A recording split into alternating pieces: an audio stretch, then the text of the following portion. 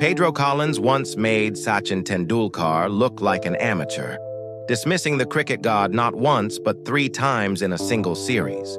Twice for golden ducks that left the master blaster walking back to the pavilion in stunned silence. This unknown West Indies left-arm fast bowler had achieved what seemed impossible, cracking the code of the world's greatest batsman and exposing vulnerabilities that no other bowler had managed to find. But today, while internet headlines scream about Collins becoming a millionaire living in luxury, the reality of his post-cricket life tells a completely different story that reveals the harsh truth about what really happens. To cricket heroes when the spotlight fades and the crowds stop cheering. From Sachin's destroyer to coaching reality. The legend of Pedro Collins began not with million-dollar contracts or luxury lifestyles, but with raw talent discovered on the dusty cricket grounds of Barbados, where dreams are born under the Caribbean sun. Pedro Tyrone Collins was born on August 12, 1976, into a world where cricket was religion and fast bowling was the most sacred art form practiced by mortals. But Collins didn't start his sporting journey with cricket. He actually flirted with football first, showing genuine talent with his feet and displaying the kind of athletic ability that suggested he could have succeeded in multiple sports. This early diversification into different athletic disciplines gave Collins an athletic foundation and competitive mindset that would serve him incredibly well when he eventually committed fully to cricket. The transition from footballer to cricketer wasn't just about changing sports. It was about embracing the Caribbean tradition of fast bowling that had produced legends like Malcolm Marshall, Joel Garner, Michael Holding, and Andy Roberts. Collins possessed that rare combination of natural pace, the innate ability to swing the ball both ways, exceptional control over line and length, and the left arm angle that made him particularly dangerous to right-handed batsmen who comprised the majority of international cricket lineups. Being a left-arm fast bowler in the West Indies system was like being handed a golden ticket to success. Left-armers were prized for their ability to provide crucial variety in bowling attacks and for the unique challenges they posed to batsmen. More accustomed to facing right-arm pace bowling, Collins first announced himself to the broader cricket world in November 1998 while representing West Indies A against India in what was essentially an extended trial for national selection. In what can only be described as a career-defining moment that changed his entire trajectory, he picked up 3 crucial wickets in just 11 deliveries, a performance that was so impressive and devastating that it immediately caught the attention of West Indies selectors who were constantly searching for the next generation of fast bowling talent. This wasn't just good bowling or a lucky spell. This was the kind of performance that transforms promising domestic players into international prospects overnight. The kind of bowling that makes senior players take notice and selectors start making phone calls. His Test debut came against Australia in 1999, throwing him immediately into the deep end against one of the strongest and most experienced batting lineups in world cricket at that time. This was typical of West Indies cricket philosophy. They didn't ease their fast bowlers into international cricket gradually or protect them from challenging opponents. Collins found himself sharing the new ball and learning from legendary pace, men like Courtney Walsh and Curtly Ambrose, while also absorbing knowledge from Ian Bishop, 3 of the greatest fast bowlers in cricket history who had terrorized batting lineups around the world for over a decade. The dressing room conversations about field placements, the tactical discussions about bowling plans, and the sheer experience of bowling alongside these legends provided Collins with an education that no coaching manual or academy program could ever deliver. But it was the 2001-02 Test series against India that would immortalize Pedro Collins in cricket folklore and create his most enduring legacy that cricket fans still discuss decades later. This series featured one of the most remarkable individual bowling performances against one specific batsman that cricket has ever witnessed. A masterclass in planning and execution that stunned the cricket world. Collins managed to dismiss Sachin Tendulkar 3 times during this series, And incredibly, two of those dismissals were ducks that left the Indian maestro walking back to the pavilion, having faced just a handful of deliveries without troubling the scorers. For proper context, this was Sachin Tendulkar at the absolute peak of his phenomenal powers, widely regarded as the best batsman in the world at that time, a player who seemed to have mastered every conceivable aspect of batting technique and mental approach. Getting Tendulkar out once was considered a significant achievement for any bowler, regardless of their reputation, experience, or previous success against other world-class batsmen.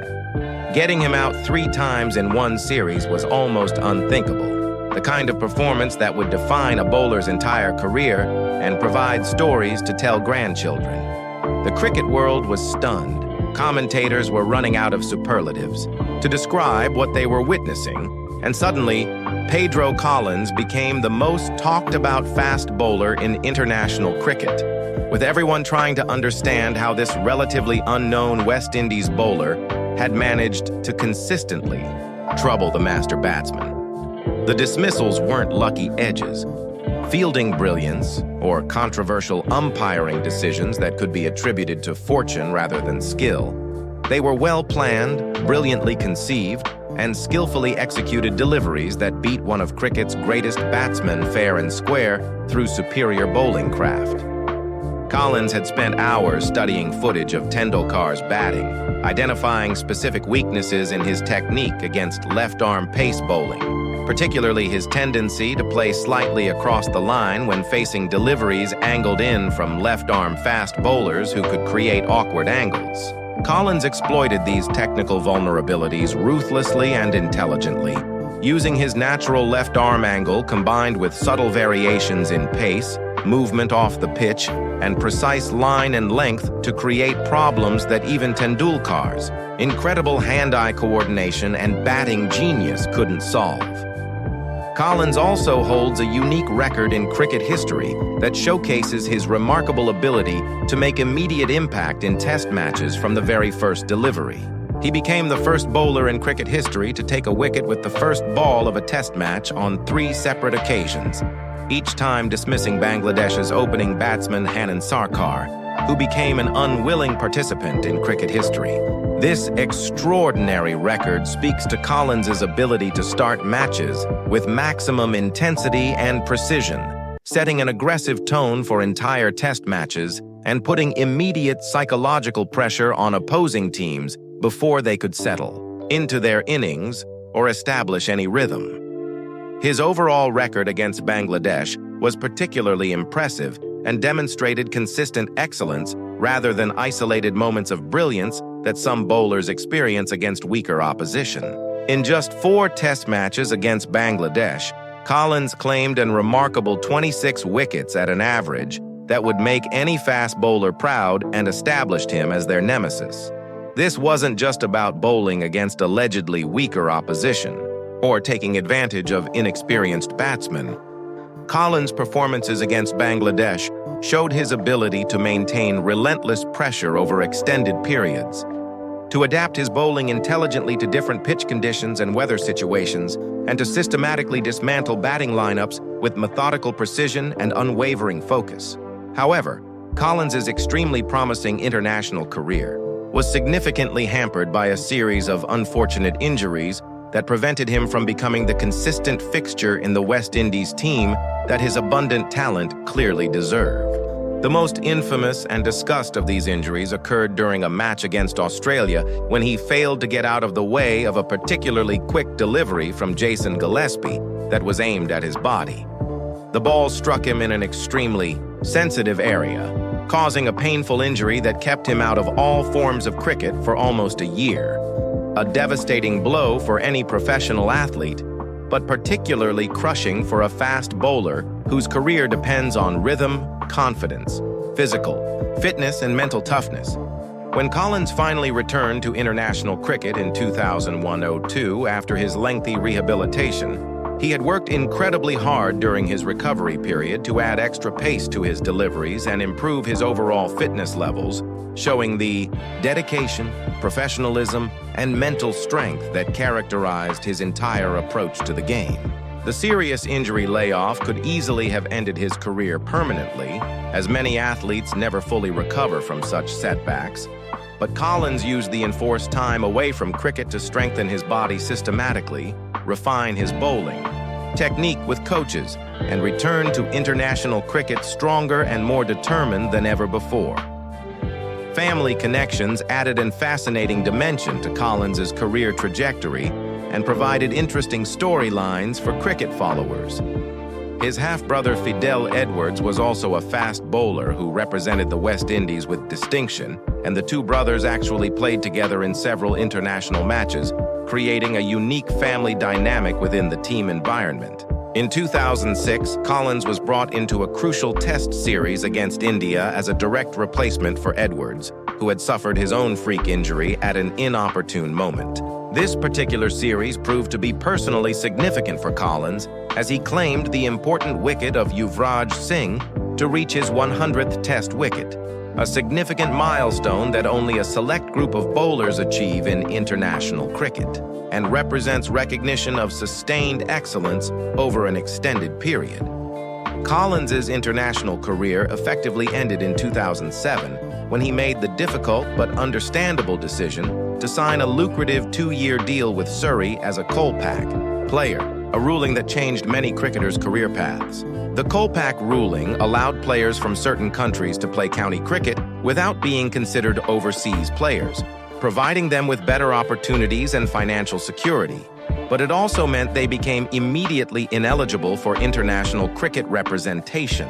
For Collins, this decision represented a challenging choice between potential future international opportunities with the West Indies and the guaranteed financial security that county cricket could provide for his family's future. After completing his successful stint with Surrey, Collins moved to Middlesex in 2010, continuing his county cricket career and gaining invaluable experience in English conditions that are notoriously challenging for fast bowlers. County cricket provided him with regular competitive cricket, decent wages that supported his lifestyle, and the opportunity to continue playing the sport he loved passionately while building important relationships within English cricket circles.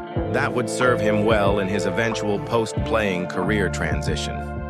But what really happened to Pedro Collins after his playing days finally ended and he hung up his boots? The reality is starkly different from sensational internet claims about millionaire status and luxury lifestyles that circulate on social media and cricket forums. Collins transitioned naturally into cricket coaching, which represents a logical and common career progression for many professional cricketers who want to remain connected to the sport that defined their adult lives and provided them with their greatest achievements. He has worked diligently as a cricket coach at various levels, sharing his extensive knowledge and hard-earned experience with developing players who dream of following in his footsteps and achieving similar success. The coaching world, while personally rewarding and professionally satisfying for those passionate about developing talent, rarely provides the kind of substantial wealth that would justify claims of millionaire status or luxury living that internet rumors suggest. Even highly successful and well-respected cricket coaches, unless they're working with international teams or major franchise operations that pay premium salaries, typically earn modest middle-class incomes that are comfortable but far from extravagant or luxurious.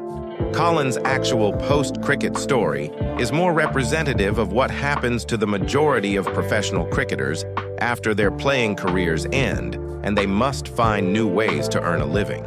They remain connected to the sport through coaching, commentary, or administrative roles that utilize their cricket knowledge, but they live relatively normal, middle-class lives that are far removed from the glamour, spotlight, and financial rewards of international cricket.